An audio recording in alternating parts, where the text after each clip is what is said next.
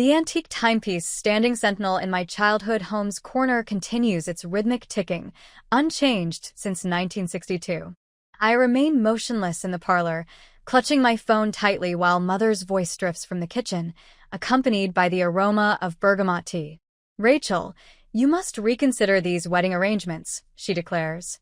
My sister sprawls across the vintage settee, black streaks of makeup trailing beneath swollen eyes.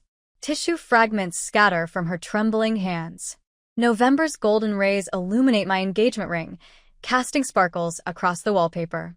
Just 72 hours earlier, those reflections had seemed like promises of joy. Mother enters carrying her finest silver service, the one reserved for delivering unpleasant news with grace. "Your sister is completely heartbroken by your announcement's timing." The leather-bound album documenting Ethan's proposal remains unopened on the mahogany table, autumn foliage framing our happiest memory. My hands long to reveal those photographs, to share the captured bliss with them. Yet my sister's following statement paralyzes me. "Couldn't you have waited just a little longer?" Her voice fractures. "Don't you understand what I've endured?" The world tilts as realization strikes. They've twisted my joyous news into an assault against my sister. My chest constricts as I recall that magical afternoon in the Blue Ridge wilderness.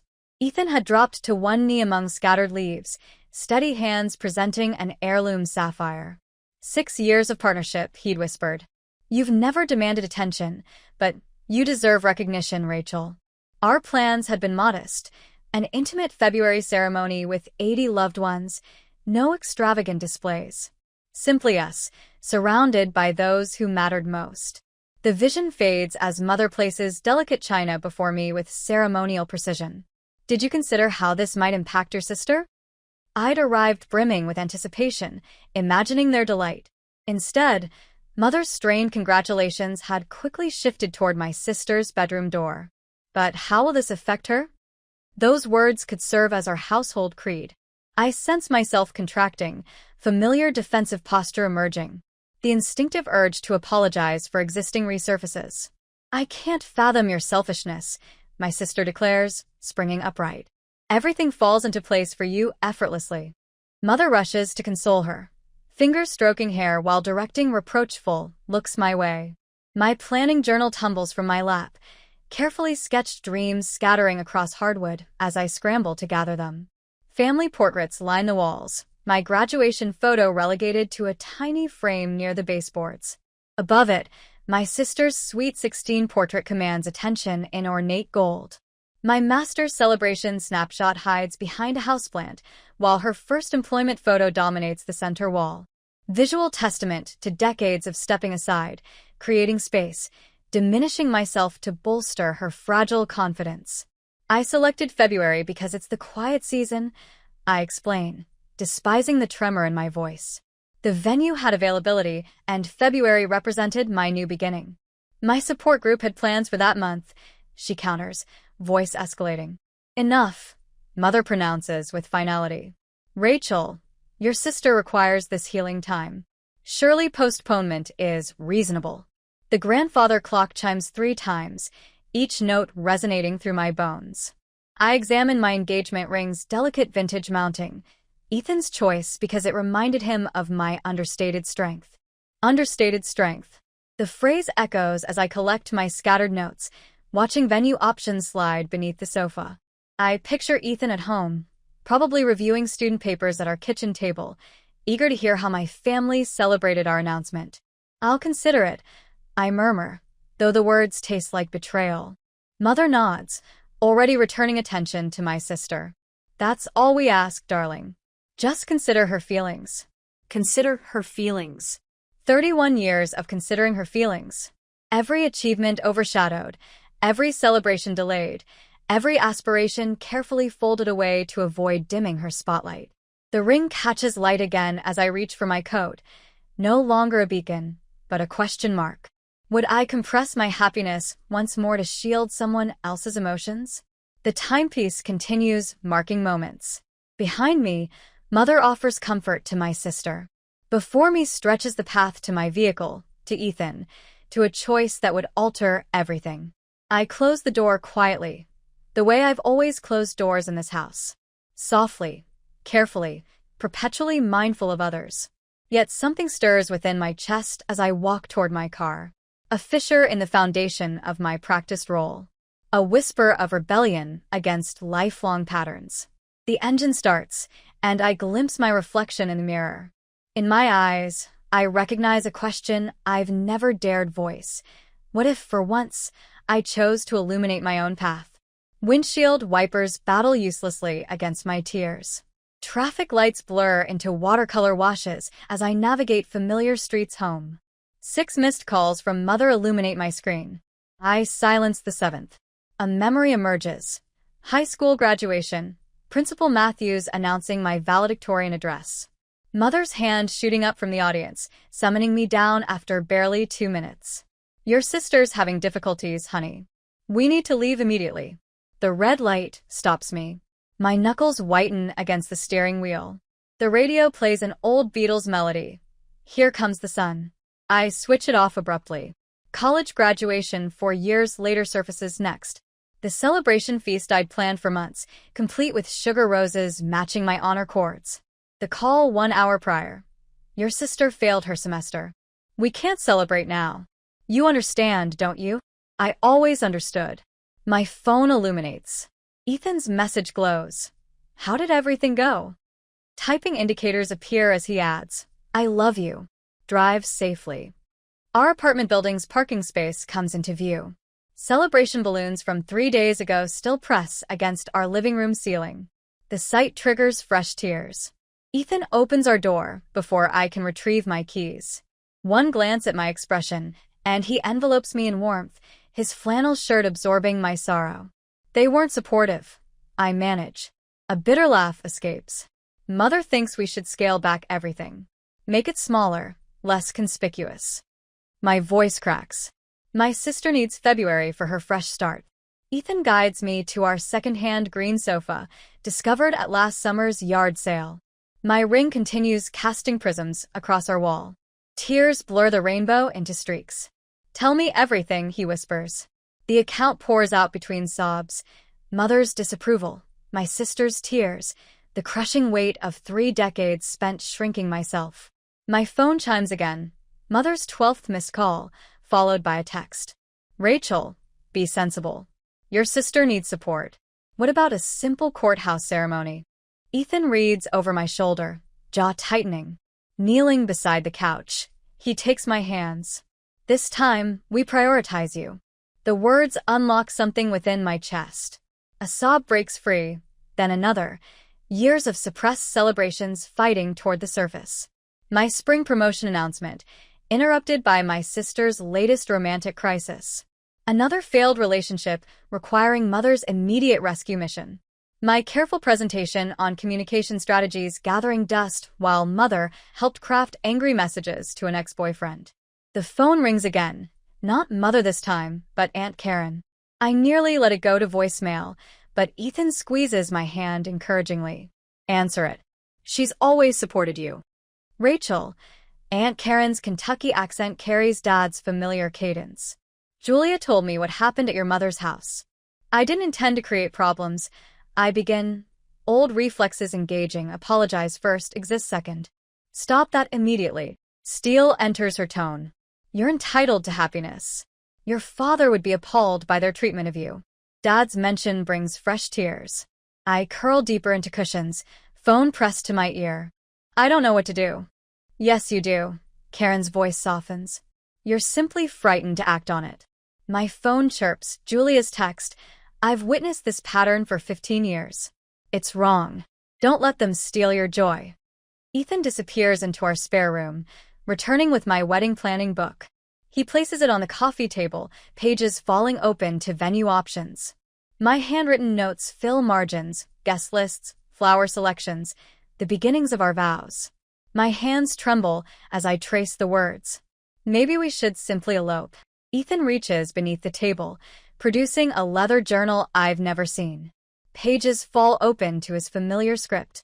September 2019, Rachel's museum exhibit opening. Linda called about your sister's fender bender. Rachel left early to help. December 2020, Rachel's article published. Celebration dinner canceled when your sister lost her job. March 2022. Rachel's promotion. Family dinner became 3 hours of crisis counseling for your sister's breakup. The list continues, page after page. Every achievement dimmed, every celebration postponed, every dream carefully tucked away. I began documenting these moments, Ethan says quietly, because I needed you to see the pattern. Someday, when you are ready. The bathroom mirror reflects my tear-stained face, red eyes, smeared makeup, but something else too. A spark of defiance in my father's hazel eyes. Aunt Karen's voice echoes, "You're entitled to happiness." Julia's text glows, "Don't let them steal your joy." The wedding invitation sample sits on our kitchen counter, cream paper with elegant script. Rachel Quinn and Ethan Walsh request the pleasure of your company. My hand hovers over mother's contact photo. Familiar guilt rises, the need to apologize, to make peace, to shrink small enough to avoid casting shadows. But Ethan's journal lies open, documenting a lifetime of stepping back, written in his steady hand. The engagement ring catches light again. This time, I let the rainbow prisms dance. I take a deep breath and press call. Whatever comes next, I won't apologize for shining. Tuesday morning sunlight streams through the cafe windows, casting elongated shadows across polished wood surfaces. Mother selected this location, neutral territory, she called it, as if we're mediating a diplomatic crisis. My untouched vanilla latte grows cold while my sister's tears to the leather booth between us. "You're being inconsiderate about this wedding," Mother's words slice through quiet jazz floating from concealed speakers. A neighboring couple shifts uncomfortably, newspapers rising like barriers. I focus on my engagement ring, the vintage sapphire capturing morning light. 6 years with Ethan taught me the distinction between peace and silence. My fingers trace the delicate setting, remembering his words about quiet strength. I was attempting to be understanding. My sister's voice wavers. "But it's so painful, Rachel. You know February was meant to be my fresh beginning after everything with Marcus." The familiar weight settles in my chest, that leaden mixture of guilt and resentment I've carried since childhood. My throat constricts as I watch Mother's hand cover my sister's, their matching rose gold bracelets clicking together. Christmas gifts from 2 years past, when I'd received a scarf. "Darling." Mother leans forward, her perfume, the same Elizabeth Taylor white diamond since 1992, wrapping around me like a snare. "We're simply asking you to consider the family's needs. Your sister is in a very vulnerable state." The words echo across decades. Your sister's in a vulnerable state. Your sister needs extra attention. Your sister can't handle this right now. My coffee cup rattles against its saucer. The newspaper-shielded couple steals another glance. "This is my wedding day." The words emerge steady, surprising even me. "I've chosen a date that works for Ethan and me." Mother's fingers whiten around her cup. "Rachel Elizabeth Quinn, I raised you to consider others." "No." The syllable hangs between us. "You raised me to consider my sister." My sister's tears vanish, eyes narrowing as she realizes sympathy isn't working. "You've always been so perfect, haven't you? Little Miss Straight AS who never causes problems. Must be nice to have everything work out exactly as you want." "That's unfair," Mother interjects, but her hand remains on my sister's arm. The familiar spark of anger in my chest ignites. All those carefully buried moments flash through my mind. My valedictorian speech cut short because my sister was having difficulties, my college graduation dinner becoming about her latest breakup. Every achievement carefully wrapped in apology. I stand, chair scraping against hardwood. The newspaper couple stares openly now, the woman's fork frozen midway to her mouth. I've spent my life making room for my sister's feelings. My voice carries across the cafe. For once, I don't try to soften it. I dimmed every celebration, swallowed every accomplishment, stepped back from every spotlight. Not anymore. "Rachel," Mother stands, face flushed. "Your father would be so disappointed in this behavior." The words slam into me like a physical blow. But instead of crumbling, I feel something shift, tectonic plates of guilt grinding against 3 decades of suppressed truth. Dad taught me to stand tall. The memory of him straightening my shoulders before a piano recital floods back. I'm finally doing it. You can't possibly. My sister starts, but I cut her off. The wedding is in February. You're welcome to attend as my guests, supporting my happiness.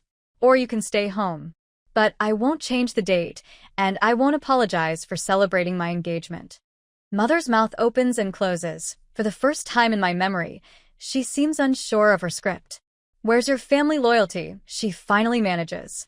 Yes, you are. I gather my purse, the leather warm and solid in my hands. And families should lift each other up, not tear each other down to maintain balance. Movement through the window catches my eye. Ethan leans against our old Volvo, tall frame relaxed but alert. He'd insisted on waiting outside, just in case, he'd said, understanding more than I'd told him. Rachel, please. Mother's voice cracks. Think about what you're doing to this family. I leave enough cash on the table to cover all our drinks. I'm showing my sister that she's strong enough to handle other people's joy. I'm showing you that enabling her isn't love. And I'm showing myself that I deserve to shine. The walk to the door feels endless, every step echoing with memories of backing down, of making myself small. The newspaper couple watches my exit, the woman's eyes bright with something that looks like recognition. My phone buzzes as I push through glass doors. Aunt Karen's text glows. I heard what happened. I'm proud of you, sweetheart. Your dad would be too.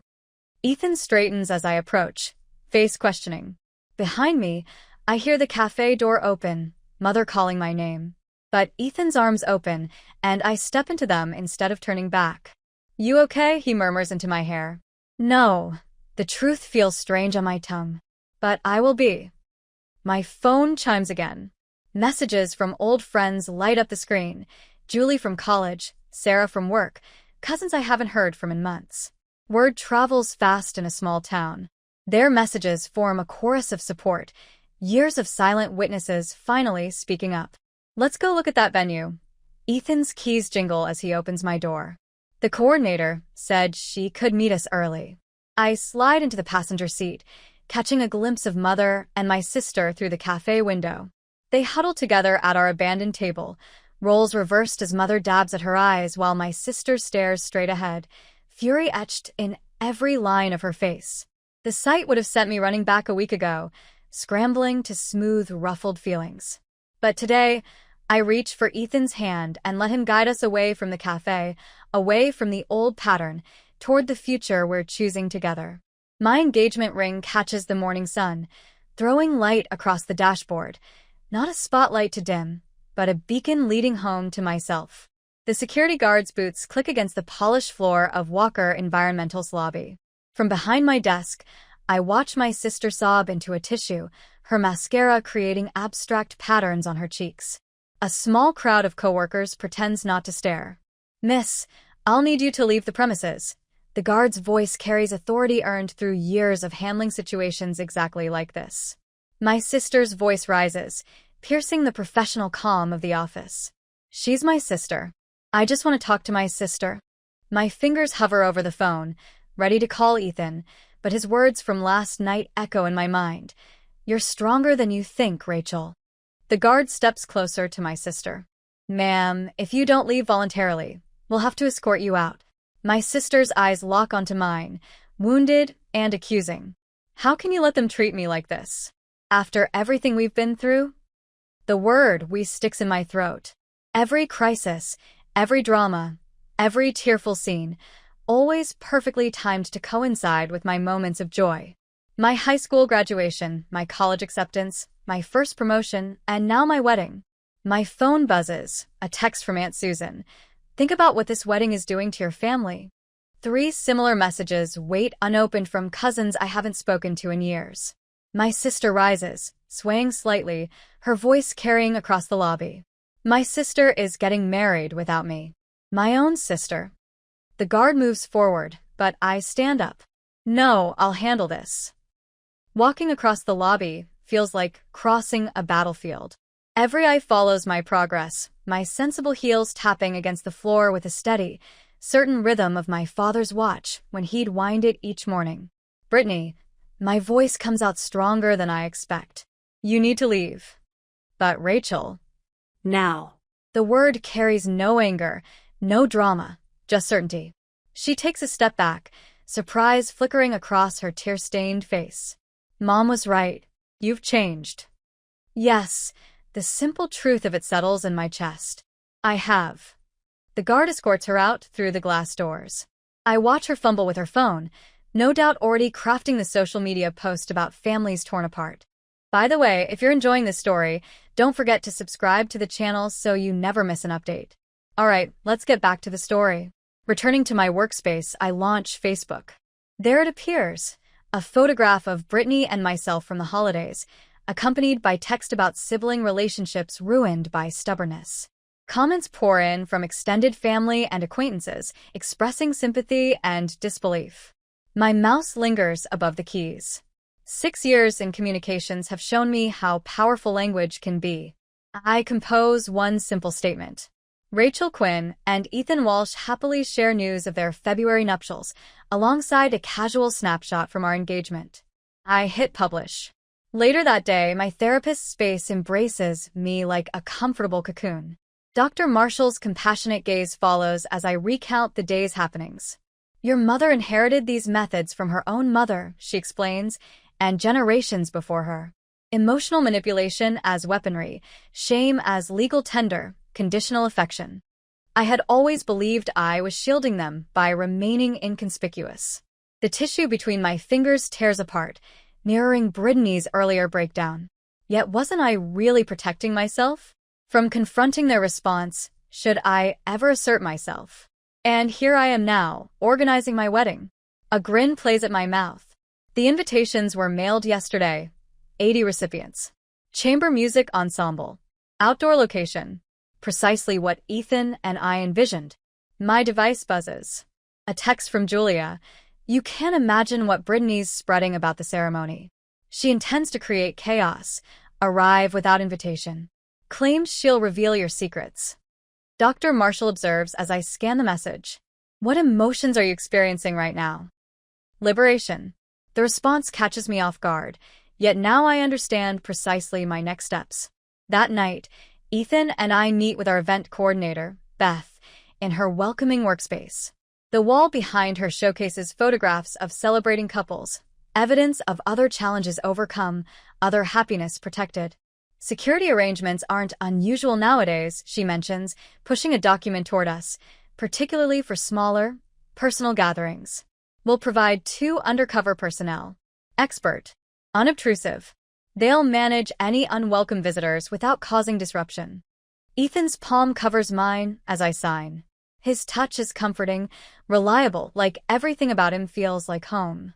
My phone chimes. Linda's caller ID. The message she records overflows with emotion. How could you treat your sister this way?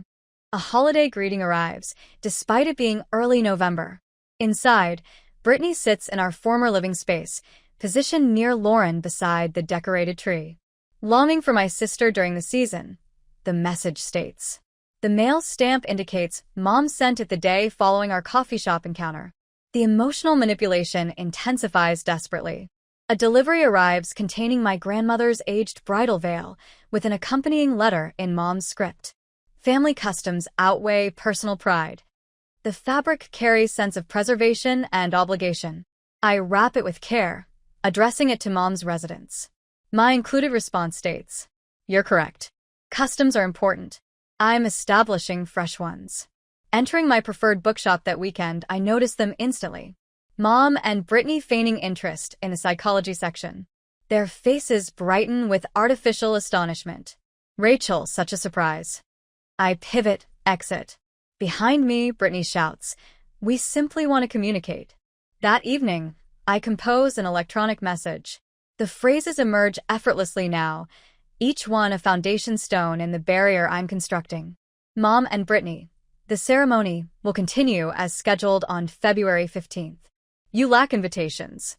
Protection will be stationed. Any effort to participate or interrupt the event will lead to ejection from the location. I care for you both, yet I care for myself as well. And that's no longer up for discussion. Rachel. My cursor wavers over send. Half a year ago, Even contemplating these statements would have seemed unthinkable. But half a year ago, I remained the child who believed affection required self-erasure. I click send. The antique timepiece in our home, a welcoming present from Aunt Karen, chimes 10. Each tone sounds like independence, like decision, like the word no finally receiving its complete expression. Ethan delivers my beverage, settles next to me on the sofa. You all right? I study my image in the darkened glass. The person gazing back appears neither defeated nor damaged. She's simply standing upright finally. Yes, I respond. I genuinely am. The antique clock sounds 7 times in the preparation room at River Meadow Inn. February morning light filters through paned windows, spreading across the vintage mirror where Aunt Karen secures the final curl in position. She retreats, vision misty. You appear luminous, Rachel.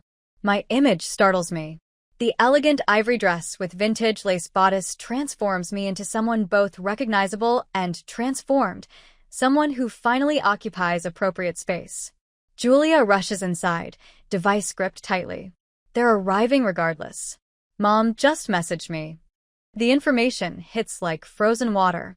Linda and Brittany determined to force entry into my wedding celebration. My abdomen tightens, yet my hands stay calm as I straighten my father's timepiece, carefully attached within my flowers. I've positioned security at all entrances, Aunt Karen declares, her voice allowing no debate. They won't pass the entrance. A tap reveals Ethan, still wearing casual clothes and his beloved worn Eagles shirt. One glance at my expression and he crosses the space, firm hands grasping mine. Listen, his voice anchors me. Whatever occurs outside, this belongs to us. Nobody can steal that. The window overlooks the courtyard where our modest decorations capture morning rays, white lanterns and garden blooms exactly as we envisioned. My attention settles on distant Blue Ridge peaks, steadfast and eternal. Disturbance erupts at the main entrance. Even from this distance, I identify Brittany's dramatic crying. She's my sibling. You cannot prevent me from my sister's ceremony. I approach the window. Linda and Brittany position themselves at the security station, dressed as if attending a gala. Linda's burgundy gown sparkles excessively. Brittany's ivory outfit demands attention. Please, Linda pleads with the guard. We're relatives. Certainly you comprehend. The officer, a former policeman named Frank, remains steadfast. I have clear directions, ma'am. Your identities aren't listed. Rachel. Brittany's tone climbs higher. Rachel, how could you treat me so? Aunt Karen's touch finds my shoulder. You needn't witness this. Yet I cannot turn away. 3 months prior, their display would have devastated me. Now I recognize the manipulation clearly, desperate efforts to reclaim authority they never should have possessed. I'm remaining here, I state. Ethan encircles my waist as we observe Frank calmly yet firmly guiding them toward the parking area. Linda's final guilt attempt echoes across the space. I carried you 9 months. I changed every diaper. And I spent 31 years attempting to repay that obligation. I whisper to the glass. No longer. The preparation room opens again. Our event coordinator, Sarah, emanates controlled confidence. Everyone's seated. Your musicians are prepared. It's moment. I turn from the window, catching my image once more. The morning illumination highlights my features, and I see my father's gentle strength reflected. Yes, I say, it's time. The ceremony proceeds exactly as planned. 80 seats filled with people genuinely celebrating our happiness. When I reach Ethan at the front, his expression shines with emotion and pride. Our promises ring with sincere commitments. No dramatic gestures or theatrical statements, just 2 people selecting each other, vowing to create something authentic. I select you, Ethan, states, his voice firm and certain. Your happiness, your aspirations, your radiance. I select everything about you precisely as you exist. I select us, I respond, feeling my father's timepiece against the roses. I select honesty over tranquility, development over ease, and affection that strengthens us both. The celebration glows with authentic warmth. Joy emerges from every table. Nobody performs for notice or creates drama. just relatives and companions sharing meals, drinks, and memories. Aunt Karen's speech brings joyful tears. To Rachel and Ethan, who demonstrated that love demands bravery. Sometimes the most courageous act is simply being ourselves and allowing our light to radiate. Later, between dances, Julia draws me aside. Her words penetrate deeply. You've transformed everything, Rachel. The entire family structure. Observing you remain firm these recent months. She squeezes my palm. You've shown us all what becomes possible when we stop accepting the unacceptable. The February sun descends behind the mountains as Ethan and I share our final dance. His embrace feels like sanctuary, a place where I never need to diminish or apologize for occupying space. Have I mentioned how proud I am of you? He murmurs against my hair. Once or twice. I smile upward. But I'm proud of myself, too. That's the distinction. Through the windows, stars begin emerging. Their brightness reminds me of something Dad used to mention when I was young. Some stars shine so brilliantly, Sweet Pea, they can't help but outshine the moon. Never let anyone convince you to dim your light. For the first time in my existence, I feel truly, completely liberated. Not because Linda and Brittany's drama has concluded. It probably hasn't, but because I finally comprehend that their problems belong to them, not me. I rest my head on Ethan's shoulder as we move to the music. Behind us, the antique clock strikes 9, each chime resonating with potential. This time I don't calculate hours until someone else's crisis. This time I simply dance, embracing the joy I've chosen, the limits I've established, and the love I finally believe I merit. Some bridges, once destroyed, illuminate the path forward. The antique timepiece from my childhood residence used to measure time in units of guilt. Now positioned in my own dining space 3 months post-wedding, it's been rescued and counts moments of freedom. The vintage piece was a surprise from Aunt Karen, delivered to our home the day Ethan and I returned from our honeymoon. Your father would desire you to have it, she'd said, vision bright with unshed emotion. He always intended it for you. Sunlight pours through open windows, catching the brass mechanism swing. Outside, cherry petals drift across our terrace, where Ethan arranges seating for our first hosted Thanksgiving. The sight of him humming while working brings an unexpected surge of joy. The kitchen timer sounds. I remove a golden-crusted apple dessert from the oven, recalling how I nearly canceled this gathering yesterday. Old patterns whispered familiar cautions. What if it's imperfect? What if people compare it to Mom's Thanksgiving? What if? What if? What if? But this morning, I woke to find Ethan had already begun the turkey preparation. His reading glasses steamed as he tended the bird. I've got your support, he'd said without looking up. Always. A knock announces Julia's arrival. My cousin enters energetically, carrying a crystal dish of cranberry relish. Her silver hair gathered in a casual style. I brought Mom's recipe, she says, then pauses, taking in the transformed space. Rachel Quinn Walsh, look at you glowing. The comment surprises me. I hadn't considered myself that way, but she's accurate. Our home radiates with small touches of pride I'd never permitted before, framed wedding photographs, colorful accent pillows, a display of academic accomplishments Ethan insisted we showcase together. The student you're mentoring called, Ethan says, entering from the terrace. Sarah wanted to express gratitude for helping her confront that colleague who kept claiming her work. Warmth rises in my cheeks. Last month, I discovered Sarah weeping in the break area, another victim of workplace boundary violations. The words had emerged surprisingly easily. You don't need to diminish yourself to elevate others. The doorbell chimes again. Aunt Karen enters with a burst of November air, immediately embracing me in a lavender-scented hug. Behind her, our closest companions file in bearing dishes and warm welcomes, the chosen family we've built one genuine connection at a time. I received correspondence from your mother yesterday, Aunt Karen mentions later, helping me arrange table settings. Her tone remains carefully neutral. She inquired about you. The familiar twist of obligation rises, then settles. After the wedding, Linda and Brittany's relationship finally shattered. My sister relocated to Florida, leaving my mother to confront her own enabling behaviors. The weekly messages Linda sends now arrive without demands or guilt manipulation, just brief updates and one consistent closing phrase. I'm learning too. She's welcome back in my life, I say, smoothing a leaf-patterned tablecloth, when she's prepared to see me as I am, not who she needs me to be. Ethan appears in the doorway, tablet in hand. Video call from the Mitchell family. Our friends gather around as the screen fills with familiar faces, the family that welcomed us during our honeymoon when a storm delayed flights. They'd taken in two stranger newlyweds and shown us what healthy family love resembles. Now they're honorary grandparents, sending weekly updates about their garden and grandchildren. As everyone settles around our table, I find myself at the head, a position I would have automatically surrendered months ago. The late afternoon sun slants across faces bright with conversation and laughter. Nobody is making themselves smaller. Nobody is measuring their joy against another's pain. Ethan squeezes my hand as I rise to offer a toast.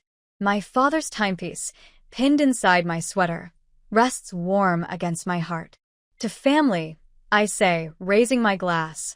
The ones we're born to, and the ones we choose. To boundaries that build bridges to our true selves. To joy that doesn't require permission to shine. The antique clock strikes 5, each chime resonating with possibility. On the bookshelf behind me, our wedding album stands proudly beside a childhood photograph of my father and me. In the glass, I catch my reflection, past and present overlapping, both versions finally standing tall. This is what healing resembles, I realize, not the absence of wounds, but the presence of growth.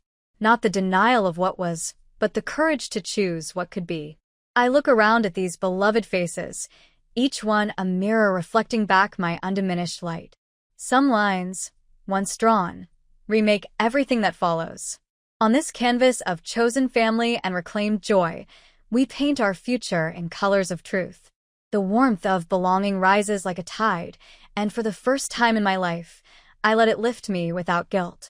I am my father's daughter, my husband's wife, my own woman. All these truths expanding together in the space I finally claimed as mine. Bien.